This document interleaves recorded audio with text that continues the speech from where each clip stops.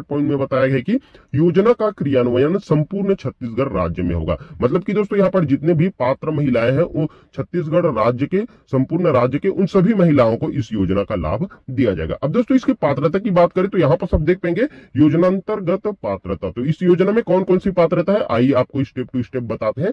तो देख पाएंगे दोस्तों, पहला पात्रता इसमें बताया गया है विवाहित महिला जो छत्तीसगढ़ राज्य की स्थानीय निवासी हो। तो यहाँ पर छत्तीसगढ़ राज्य की स्थानीय निवासी जितनी भी विवाहित महिला है वो सभी विवाहित महिलाएं इन योजना के अंतर्गत पात्र होंगी। ठीक है, इसके बाद इसकी पात्रता के सेकेंड पॉइंट में बताया गया है, यहाँ पर सब देख पाएंगे आवेदन के कैलेंडर वर्ष, अर्थात जिस वर्ष आवेदन किया जा रहा है उस वर्ष की 1 जनवरी को, ध्यान रखेंगे 1 जनवरी को विवाहित महिला की आयु 21 वर्ष से कम ना हो। तो यहाँ पर जो विवाहित महिला है उसकी आयु 1 जनवरी की स्थिति में यहाँ पर आपका 21 वर्ष कंप्लीट हो जाना चाहिए। तो इस चीज का भी आप ध्यान रखेंगे, आपकी आयु 21 वर्ष है तो आप इसमें पात्र रहेंगे। ठीक है, इसके बाद इसके पात्रता के थर्ड पॉइंट में बताया गया है कि इसमें विधवा महिलाएं हैं या तलाकशुदा महिलाएं या फिर परित्यक्तता है महिला भी इस योजना के लिए पात्र होंगी। तो यहाँ पर बहुत से महिलाओं का यहाँ पर कमेंट आ रहा था हमारे पिछली वीडियोस में भी कि विधवा है या तलाकशुदा है तो हमें इस योजना का लाभ मिलेगा कि नहीं। तो यहाँ पर इस योजना का लाभ आप सभी को मिलेगा, इसमें आप सभी पात्र रहेंगे। ठीक है, यहाँ पर कंप्लीट जानकारी दी गई है, आप देख पाएंगे। इसी के साथ दोस्तों चलिए अब इसकी अपात्रता के बारे में बात कर लेते हैं। तो यहाँ पर आप देख पाएंगे इसकी अपात्रता की कंप्लीट जानकारी दी गई है, जिसमें सबसे फर्स्ट पॉइंट में बताया गया कि जिनके परिवार का कोई भी सदस्य आयकर दाता हो वो इस योजना के लिए अपात्र हो जाएंगे। ठीक है, इसके बाद इसके सेकंड पॉइंट में बताया गया कि जिनके परिवार का कोई भी सदस्य भारत सरकार अथवा राज्य सरकार के या शासकीय विभाग या उपक्रम या मंडल या फिर स्थानीय निकाय में स्थायी या अस्थायी संविदा पद पर कार्यरत है, प्रथम वर्ग में या फिर द्वितीय वर्ग या फिर तृतीय वर्ग के अधिकारी या कर्मचारी हो, तो ऐसी विवाहित महिलाएं यहाँ पर इसमें अपात्र हो जाएंगी। ठीक है, जिनके परिवार के सदस्य इस प्रकार से कार्यरत होंगे तो वहां पर वो भी इसमें अपात्र हो जाएंगे। इसी साथ इसके थर्ड पॉइंट में बताया गया कि जिनके परिवार का कोई भी सदस्य वर्तमान अथवा भूतपूर्व सांसद या विधायक हो, तो ऐसी महिलाएं भी इस योजना में अपात्र यहाँ पर हो जाएंगी। इसके बाद अपात्रता की फोर्थ पॉइंट में बताया गया, आप देख पाएंगे जिनके परिवार का कोई भी सदस्य भारत सरकार अथवा राज्य सरकार के बोर्ड, निगम, मंडल के वर्तमान एवं पूर्व अध्यक्ष या उपाध्यक्ष हो, तो ऐसी महिलाएं भी इस योजना में अपात्र हो जाएंगी। तो आप देख पाएंगे किस प्रकार से इसकी पात्रता रखी गई है और किस प्रकार से इसकी अपात्रता रखी गई है। अब आइए बात कर लेते हैं हितग्राहियों को दी जाने वाली जो सहायता राशि है वो किस प्रकार से आपको मिलेंगी इसके बारे में। तो यहाँ पर आप देख पाएंगे इसमें फर्स्ट पॉइंट में बताया गया कि पात्र महिला को ₹1000 प्रति माह का भुगतान डीबीटी के माध्यम से किया जाएगा। तो यहाँ पर आप निश्चित कर ले कि आपके बैंक खाते में डीबीटी इनेबल हुआ है कि नहीं। ये हमने आपको पहले भी वीडियो बनाया था, उसमें भी यहाँ पर बताया था कि डीबीटी इनेबल जरूर करवा ले अपने बैंक शाखा में जाकर। तो ध्यान रखेंगे यहाँ पर जो पात्र महिलाएं हैं उनको यहाँ पर योजना का लाभ दिया जाएगा, प्रति माह 1,000 के रुपए के रूप में दिया जाएगा और इस प्रकार से आपको 12 महीने में 12,000 रुपए इस योजना का लाभ दिया जाएगा। ठीक है, तो यहाँ पर इस चीज का ध्यान रखेंगे आपके बैंक खाते में डीबीटी इनेबल होना चाहिए और अभी तक नहीं है तो आप अपने ब्रांच में जाकर डीबीटी इनेबल करवा लीजिएगा। ठीक है, इसके बाद सेकंड पॉइंट में बताया गया है कि सामाजिक सहायता कार्यक्रम या विभिन्न पेंशन योजना से पेंशन प्राप्त करने वाली महिलाओं को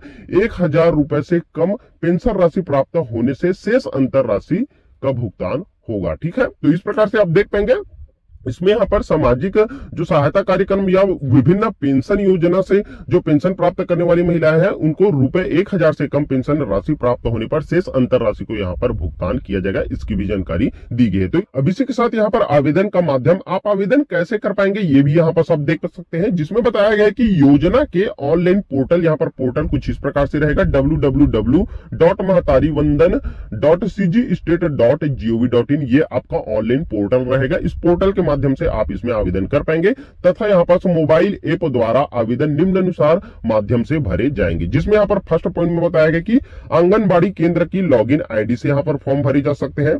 दूसरे पॉइंट में बताया गया कि ग्राम पंचायत सचिव या ग्राम प्रभारी की यहाँ पर लॉगिन आईडी से भी इसका फॉर्म भराया जाएगा। इसी के साथ यहाँ पर बाल विकास परियोजना कार्यालय की लॉगिन आईडी से भी इसमें फॉर्म भराया जाएगा। इसी के साथ यहाँ पर आवेदक स्वयं पोर्टल के माध्यम से भी आवेदन कर सकेंगे। तो यहाँ पर आवेदक स्वयं पोर्टल के माध्यम से आवेदन कैसे कर पाएंगे, इसकी जानकारी हम आपको कंप्लीट वीडियो बनाकर देंगे। तो इसके लिए आप बिल्कुल निश्चिंत रहिएगा। चैनल पर नए आए होंगे तो चैनल को जरूर सब्सक्राइब कर लीजिएगा, ताकि हम इसका फॉर्म आप कैसे भर पाएंगे इसके ऊपर वीडियो बनाए तो आपको तुरंत उसकी जानकारी मिल सके। तो ध्यान रखेंगे, बेल आइकन भी प्रेस कर लीजिएगा चैनल को सब्सक्राइब करने के साथ, ताकि हम जो भी वीडियो अपलोड करें आपको तुरंत उसका नोटिफिकेशन जाए और आप हमारा वीडियो देखकर अपना यह फॉर्म भी आसानी से भर सके। इसी के साथ यहाँ पर नगरीय क्षेत्रों में वार्ड प्रभारी को भी जो लॉगिन आईडी दिया रहेगा उसके माध्यम से वो भी इसका फॉर्म भर पाएंगे। तो देख पाएंगे आवेदन फॉर्म भरने के यहाँ पास इतने सारे आपके पास माध्यम रहेंगे, तो आपको जो अच्छे लगे उस हिसाब से आप अपना आवेदन यहाँ पर जमा कर सकते हैं, अपना आवेदन करा सकते हैं। ठीक है,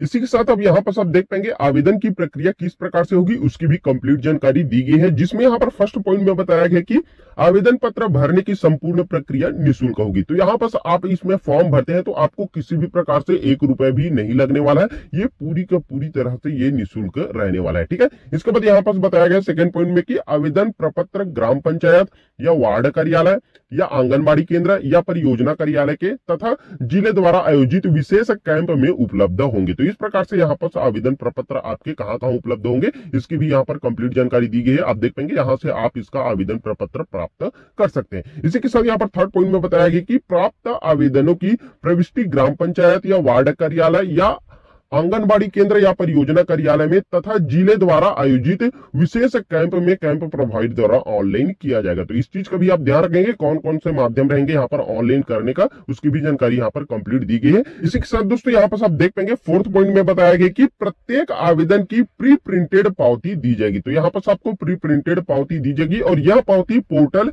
ऐप से सीधे SMS द्वारा भी हितग्राही को प्राप्त होगा। तो यहाँ पर आपको प्री प्रिंटेड पावती दी जाएगी और इसी के साथ आपको ऐप के माध्यम से जो SMS प्राप्त होगा उसमें भी इसकी जानकारी आपको देखने के लिए मिल जाएंगी। ठीक है, इसी के साथ अब आपको दस्तावेज कौन कौन से लगेंगे इसकी भी कंप्लीट जानकारी दी गई है, देख पाएंगे। चलिए दस्तावेज की बात कर लेते हैं। तो यहाँ पर सब देख पाएंगे फर्स्ट पॉइंट में बताया गया कि स्व सत्यापित स्वयं की पासपोर्ट साइज फोटो। तो यहाँ पर आपका पासपोर्ट साइज फोटो लगने वाला है, जिसकी जानकारी हमने पहले भी आपको वीडियो के माध्यम से बता ही दिए थे। इसी के साथ यहाँ पर आपका स्थानीय निवासी के संबंध में दस्तावेज लगेंगे। तो यहाँ पर बहुत से महिलाओं का यहाँ पर कमेंट आ रहा था कि स्थानीय निवासी प्रमाण पत्र हमारे पास नहीं है तो कैसे करेंगे। तो यहाँ पर आप देख पाएंगे स्थानीय निवासी प्रमाण पत्र दस्तावेज के संबंध में बताया गया कि अगर आपके पास निवासी प्रमाण पत्र है तो आप इसे दे सकते हैं, या फिर आपके पास निवासी प्रमाण पत्र नहीं है तो आप राशन कार्ड को भी उपलब्ध कर सकते हैं, या फिर आपके पास राशन कार्ड भी नहीं है तो यहाँ पर आपका मतदाता पहचान पत्र भी चल जाएगा।